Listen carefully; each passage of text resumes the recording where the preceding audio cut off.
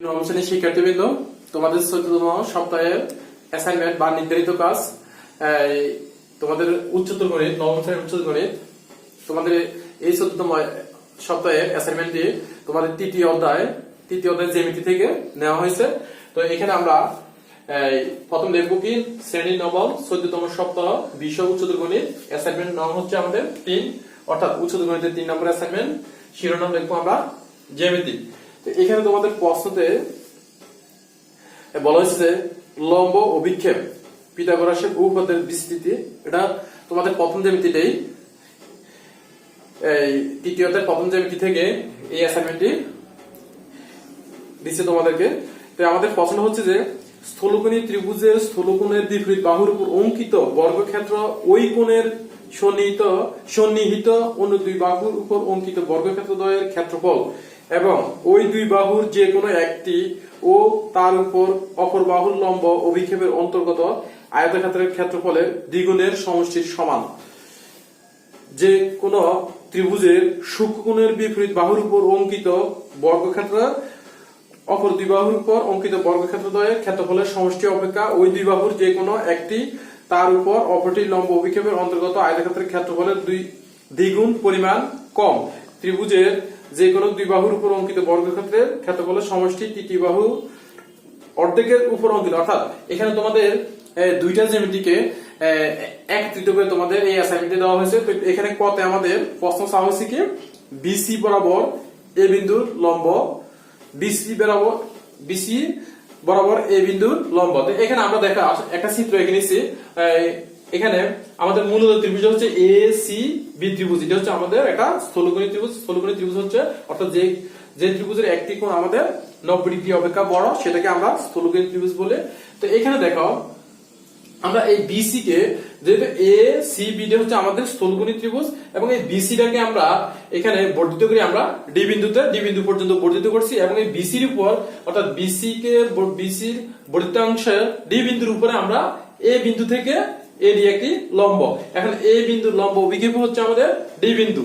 তো এখানে আমাদের কাছে বলা হয়েছে বিসি বরাবর এ বিন্দুর লম্ব। তো আমরা দেখো এখানে আমরা একটু চিত্র অনুসারে আমরা চিত্র যেভাবে আঁকছি বাইরে একটু লিখে নিচ্ছি বা বিসি বরাবর এ বিন্দুর লম্ব অভিক্ষেপের দৈর্ঘ্য 0 হবে।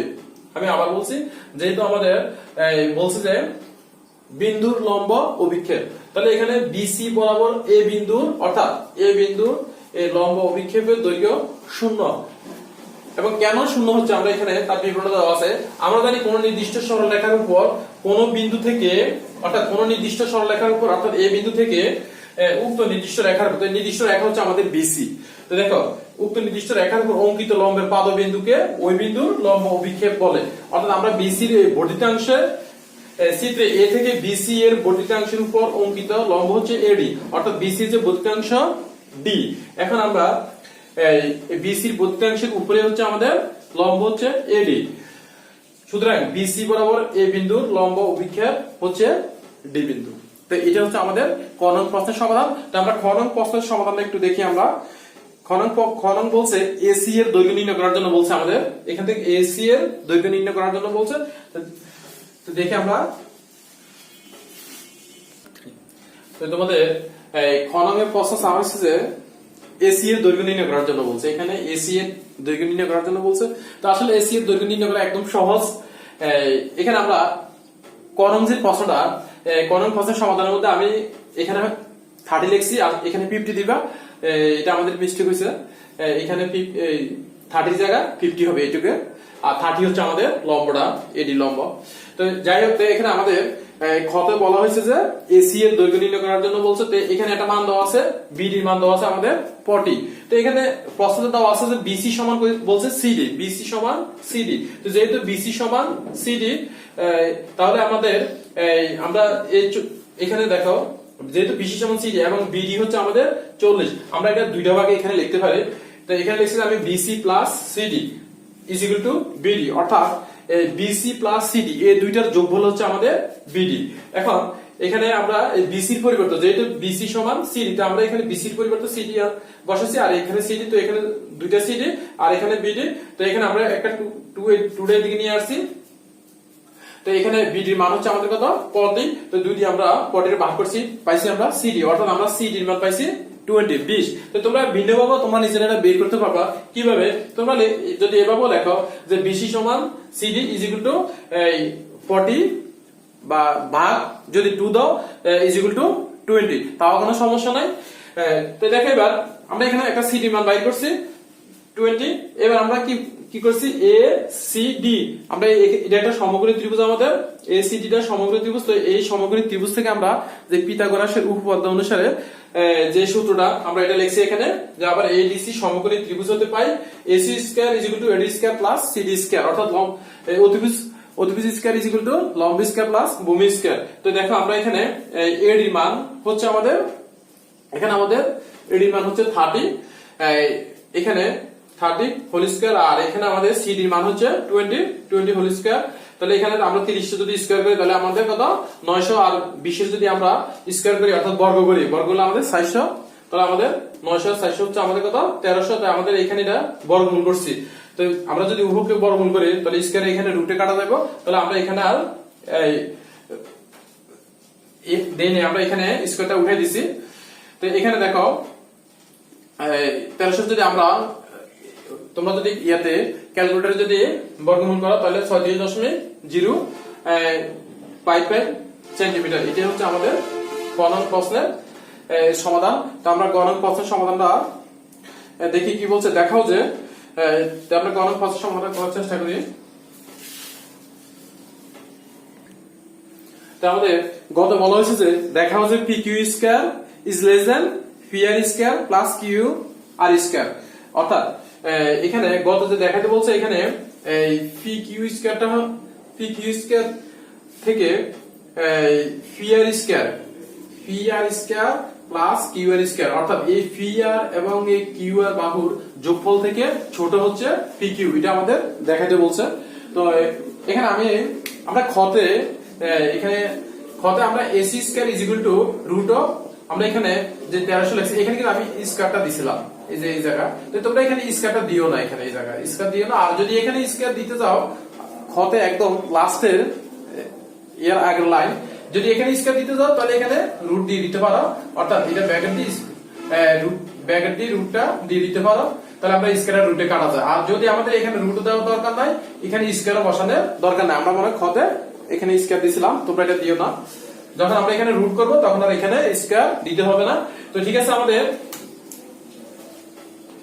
এখানে দেখো তো আমরা পি কিউ আর, এখানে আমরা একটা ত্রিভুজ দিলাম এবং কিউ আর এর এই মধ্যবিন্দু হচ্ছে এস, এবং এই শীর্ষবিন্দু পি থেকে আমরা কিউ আর এর উপর আমরা পি এস একটি লম্ব আঁকলাম। তো এখানে আমাদের এটা হচ্ছে আমাদের একটা সমকোণী ত্রিভুজ, এটাও সমকোণী ত্রিভুজ, আমাদের এটাও সমকোণী ত্রিভুজ।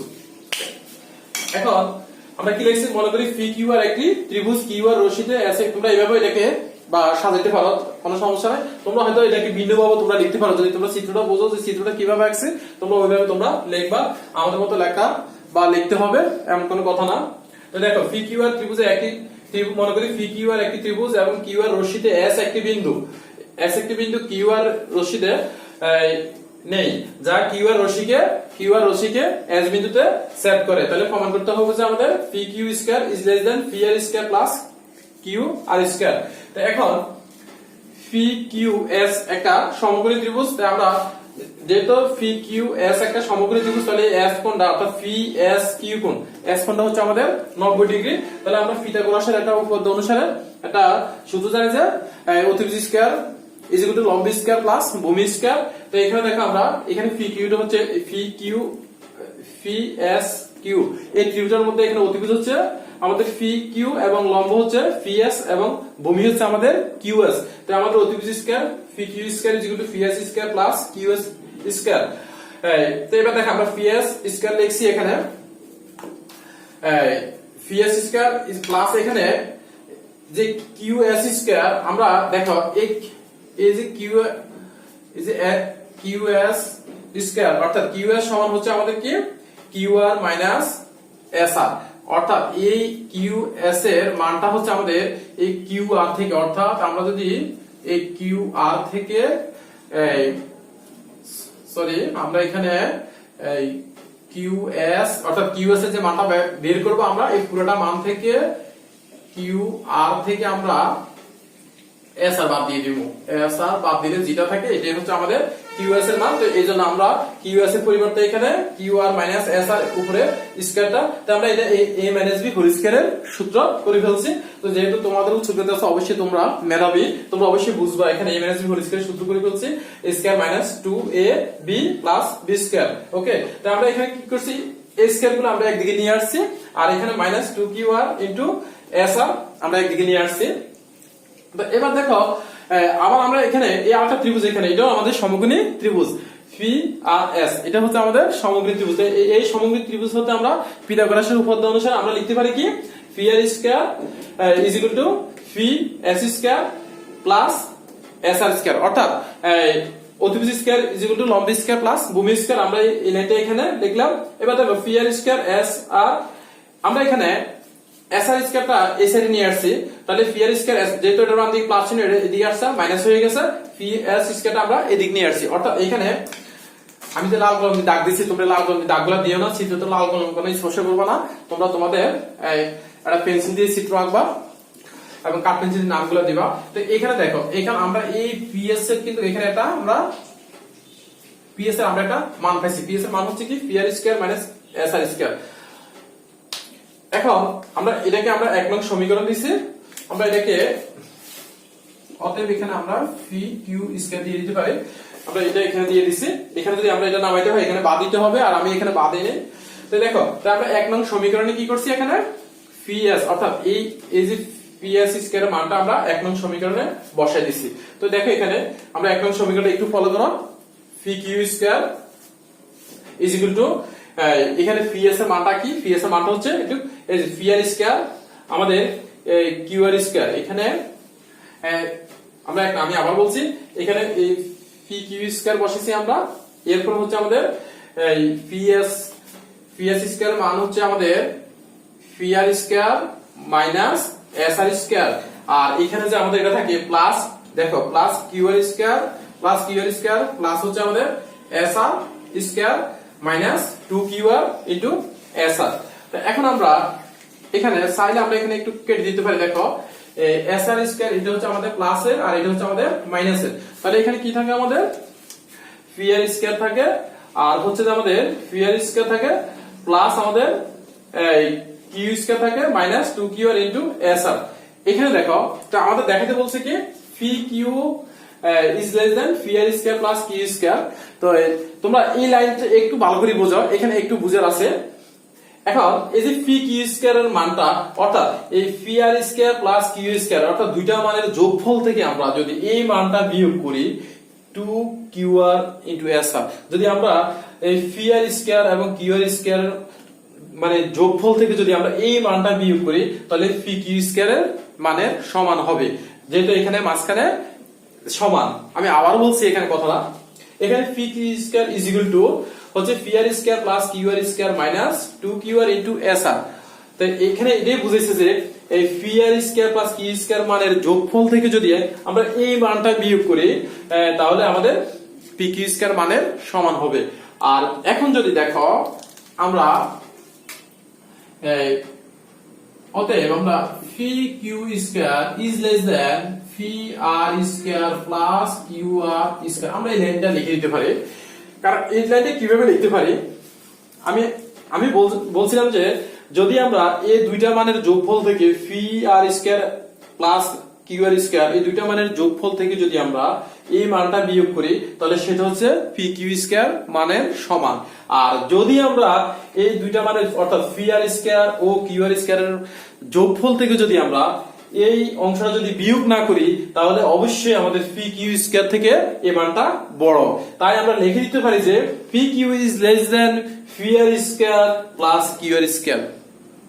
আশা করি তোমরা নিশ্চয়ই বুঝতে পারছো। যদি তোমাদের কোনো সমস্যা হয় তাহলে আমাদের নিচে কমেন্টস করবা, অবশ্যই আমরা সলভ করার চেষ্টা করবো। আবার তাহলে আমরা এবার লিখে দিতে পারি কি প্রমাণিত, এটা আমাদের প্রমাণ করতে বলছে।